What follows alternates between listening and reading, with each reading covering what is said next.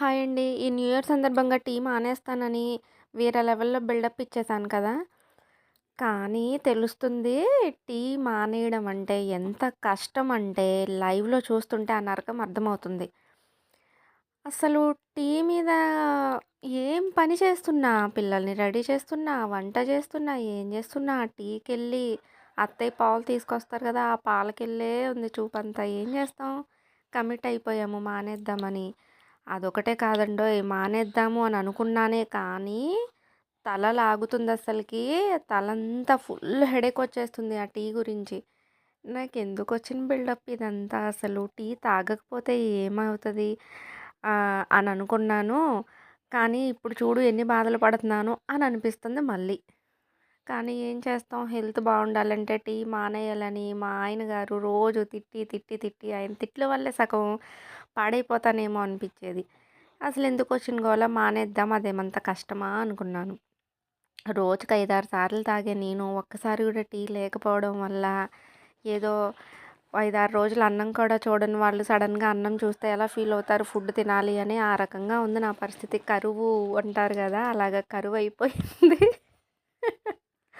ఈరోజు ఉదయం అత్తయ్య తీసుకొచ్చి టీ తాగు ఏమైతది? ఉదయం ఒక్క పూట తాగు ఏం గాదు అన్నారు. ఏంటో చాలా కంట్రోల్ చేసుకున్నాను గానీ, లేకపోయుంటేనా మళ్ళొక రౌండేసేసేదాన్ని టీ. ఇక రోజు అది కంటిన్యూ అయ్యేదే. ఏమో హెల్త్ బావుండాలి, తాగకూడదు అని చెప్పేసి అనుకోవడం, మళ్ళీ దానికెళ్ళి లాగడం చాలా కష్టమండి టీ మానేయడం అంటే. మా ఆయన గారు ఎలా మానేశారో గానీ, మా పెళ్ళైనప్పుడు రోజుకి 2 సార్లు, 3 సార్లు పెద్ద పెద్ద గ్లాస్ నిండా తాగేవాళ్ళు పాపం. నేనే అలవాటు చేశాను. అసలు టీ అలవాటు లేనోడికి పెళ్ళయ్యాక నేను అలవాటు చేశాను. పాపం ఆయన మానేసి 2 ఇయర్స్ అయింది. అసలెలా కంట్రోల్ చేసుకుంటున్నారో అనిపిస్తది అప్పుడప్పుడు. అంత వర్క్ చేసుకుంటూ, అన్నీ మేనేజ్ చేసుకుంటూ. మగాళ్ళంటే ఎలా అయినా వర్క్ అనేది కూడా చాలా ఉంటది గదా! టెన్షన్స్ ఉంటాయి, ఆలోచనలుంటాయి. అలాంటి వాళ్ళే మానేయంగా లేనిది ఇంట్లో ఖాళీగా కూర్చొని నేను మానేస్తే ఏమైందిలే అనిపిస్తది. అలా అయిపోయిందండి నా టీ సంగతులు.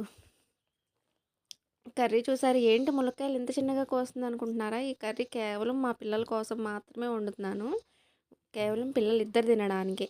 వాళ్ళు ములక్కాయ కర్రీ చేస్తే అందులో ఉన్న పులుసు, ఇగురు ఏదైతే గ్రేవీ ఉంటదో అది మాకు ముక్కలు వాళ్ళకన్నట్టు తింటారు.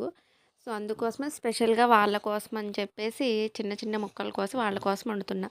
వీడియో మీకు నచ్చిందనే అనుకుంటున్నాను. నచ్చితే లైక్ చేయండి, షేర్ చేయండి, అలాగే కామెంట్ చేయండి.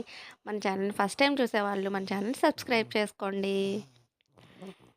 కర్రీ అయితే సింపుల్‌గా అందరు చేసేలాగానే చేశాను. సో